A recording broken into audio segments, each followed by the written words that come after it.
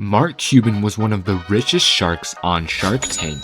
With over $6 billion, he has been featured on many different episodes on Shark Tank, starting back in 2011. Throughout the years, he has become one of the most well-known sharks, making an estimated of $50,000 per episode. So why the f would he leave Shark Tank? Mark Cuban made his first ever deal on Shark Tank when two sisters, Megan Riley and Sarah Noose, decided to do a pitch on Shark Tank. This pitch was on their children's dance program called Tippi Toes, a business that they started in high school. They were seeking over $30,000 for 5% equity. They began introducing their product and gave a little show to the sharks. Mark Cuban began asking questions, such as their ongoing royalty from the franchising. The two sisters have a minimal royalty of $1,000 per each month.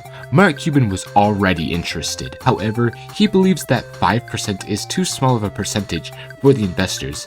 He asks for a counter offer, and long story short, ended up settling on a $100,000 deal in exchange for 30% equity. However, this deal did not finalize as the sisters decided not to go through with the Shark Tank deal.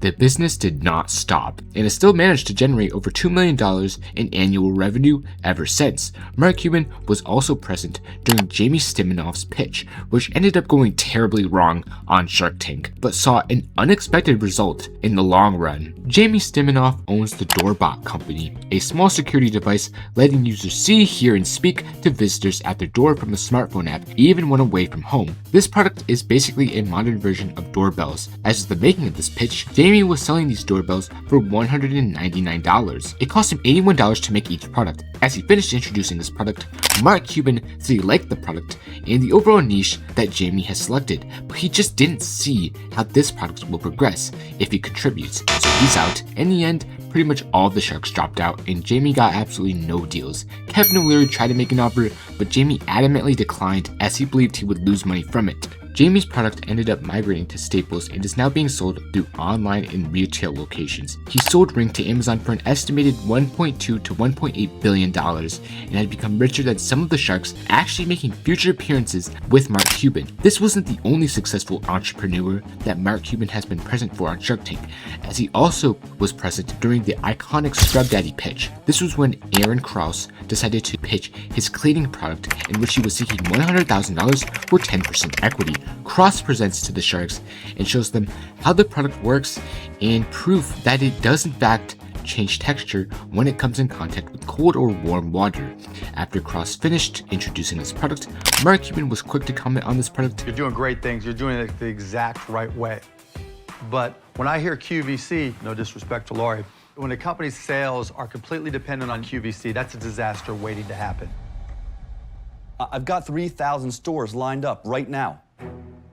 We're going to be in 3,000 stores. I understand, but even, okay, put aside QVC, you're still a one-product company, right? Not for long. We've got Scrub Mommy, we've got Scrub Baby for doing baby bottles. I've got a holder that sits it on your sink and it's got drains in the legs.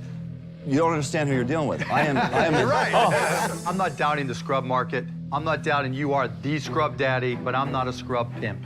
He wasn't really interested in Scrub Daddy or in any scrub-related products, so he's out. In the end, this product became one of the most successful and iconic pitches on Shark Tank, accumulating over $300 million in sales as of 2021. It's funny how Mark missed out on $1 million business. It's almost like he underestimated the scale of this company, although the same can't be said for Breathometer when the owner Charles Yim decided to do a pitch on Shark Tank in which he was seeking $250,000 for 10% equity. Breathometer was a company that produced smartphone-connected breathalyzers. Now, things went differently with this pitch than what we usually see with other pitches on Shark Tank, as Charles was able to secure a deal with Mark and every other shark present. After a while of working with Charles, Mark began to criticize his overall service and experience he had with Charles, even though Charles Yim was one of the first pitchers to get a deal with all 5 sharks. Cuban said that the product itself was great, but the owner's cooperation was terrible. The product also received a lot of complaints as the legitimacy of the product lacked any sort of evidence or proof. This was because the device did not have any sort of testing before its launch. Breathometer would eventually reach a settlement with the FTC that same month and was forced to notify and refund every customer who brought a device, making this product one of Mark Cuban's worst investments. Throughout the seasons, Mark Cuban's presence would remain on Shark Tank until the 16th season, where on November of 2000 2023, it was announced that Cuban would be leaving Shark Tank after the season is complete. Finally, in May of 2025, the cast would announce their final goodbye to Mark. I've learned a lot. Real pleasure to have you here. We're gonna miss you. Thanks, Robert. Cheers. Mark, having you leave is really like having a big brother leave the house.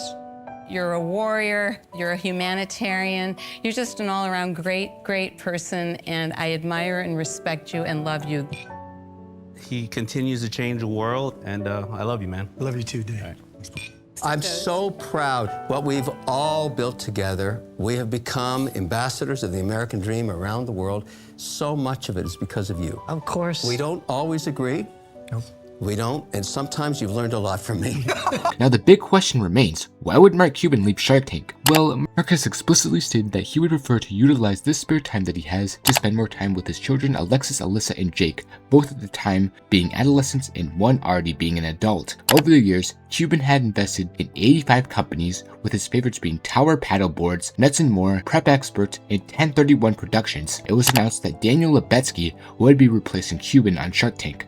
In this interview, Mark Cuban provides an even more in-depth explanation to his departure from Shark Tank and television altogether. Why is this your final season? Was it a hard decision? So talking about our kids, yeah, it's a really hard decision. I love the show. I love the message it sends, but we shoot in June and September, which is right when my kids get out of school and right when they go back to school. And I was missing it all these years. And now that they're teenagers and 21, this is like my last shot. You don't get the time back. No, you don't, especially now. It used to be we could dictate their schedule. Yeah. Now they dictate our schedule. Correct. You know how it goes. Yeah, of course, we sure How many deals do you think you've done on the show? Hundreds. So you step back from the Mavericks. Yep. You're leaving Shark Tank after this season. Yep. Is retirement? Oh, hell no. No. Okay. No, I'm just getting started. You know, I've got a company called costplusdrugs.com, and literally we're changing the cost of medications in this country. Good. Yeah, so my mission is to change healthcare. Direct to consumer. Yeah, direct to consumer, and we work with employers that self-insure. So if you have to pay out of your pocket or you have a high deductible, go to costplusdrugs.com, put in the name of your medication. We carry 2,500 of them and growing. And what we do that's completely different, we'll show you our cost.